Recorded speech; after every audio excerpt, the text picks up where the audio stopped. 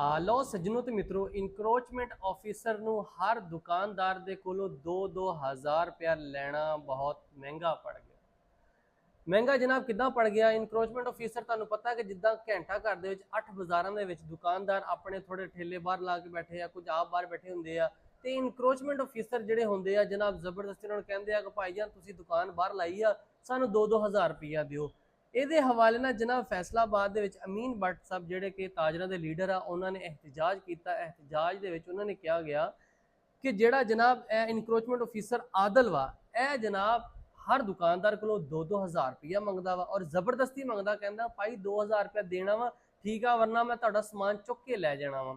खैर अज एहतजाज की काल सी, अज अमीन भट्ट की क्यादत दे विच एहतजाज किया गया। एहतजाज दे विच उत्थे जनाब मैडम अजमत फरदोस भी उत्थे पहुंच गई ते जनाब उत्थे जो पहुंचे एहतजाज दे विच ते अमीन भट्ट साहब ने अपनी जिन्ने भी सारियां गल्लां बातां सामने रखियां। उन्होंने कहा गया कि भाईजान जिहड़ा तुहाडा इंस्पैक्टर है ना, इनक्रोचमेंट इंस्पैक्टर मियाँ आदल साहब, ये जनाब साडी हर दुकानदार को 2-2 हज़ार रुपया मंगते हैं ते जबरदस्ती मंगते हैं। असी किस मद विच दईए, असी बिजली का बिल इन्ना दिन्ने, असी टैक्स दिन्ने, हर तरह का जो गौरमेंट साडे कोल टैक्स मंगदी असी दिन्ने, लेकिन असी ये 2-2 हज़ार रुपया किस चीज़ का दईए, क्यों दईए।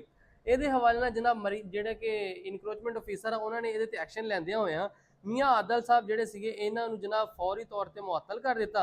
मुअत्तल करने के अहकामात जारी कर दिते कि बकायदा दसिया गया कि अगर किसी ताजर के कोलों कोई भी इंस्पैक्टर या कोई भी बंदा कारपोरेशन का आके पैसे मंगता वा या कोई डिमांड रखता वा तो जनाब तुसीं सानू दसना वा, असीं उहदे खिलाफ भरपूर कार्रवाई करांगे।